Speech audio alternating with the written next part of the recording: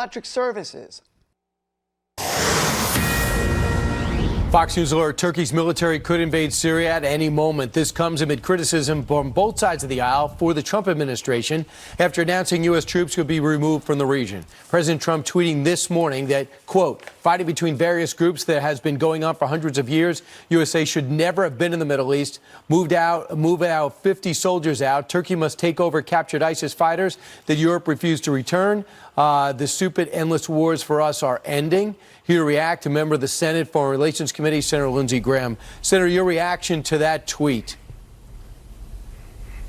Yeah, that's a pre-9/11 mentality that the Mideast is no concern to us. I'll say what I said to President Obama. I hope President Trump's right. I hope we can turn the fight against ISIS over to Turkey. I hope that Turkey, when they go into Syria, they won't slaughter the Kurds. And I will say this to the president. It would be hard to protect America without allies over there.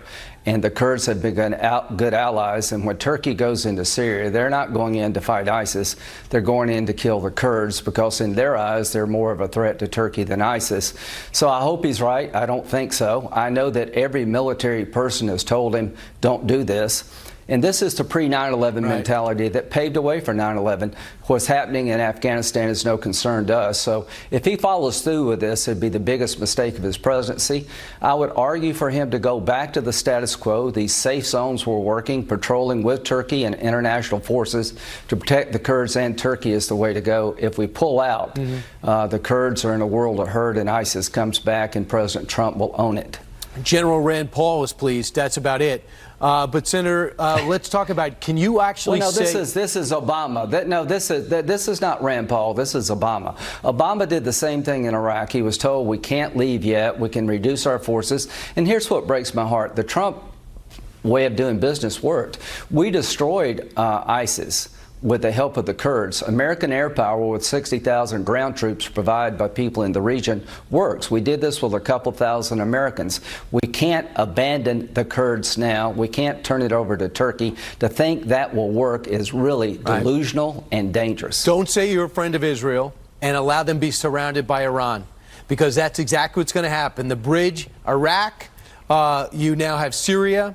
And now they're going to hold a whole area, and now they are going to be Israel's going to be totally encircled. And you can't say you're tough on Iran and allow this to happen, because they're going to benefit the most. And the number three is you might as well take out of your speech that you defeated the caliphate, because it's coming right back. Yeah, well, it's a lie that that ISIS has been defeated. The caliphate's been destroyed, but it will reemerge. You know, the Kurds can't fight Turkey and control ISIS at the same time. There's 2,000 foreign fighters, and he's right, President Trump. The Europeans should help us more. 10,000 are Syrian ISIS fighters. There's 60,000 people in a camp, a lot of ISIS brides that are more dangerous than their husbands. So everybody is telling him this won't work, but he's doing it anyway, just like Obama.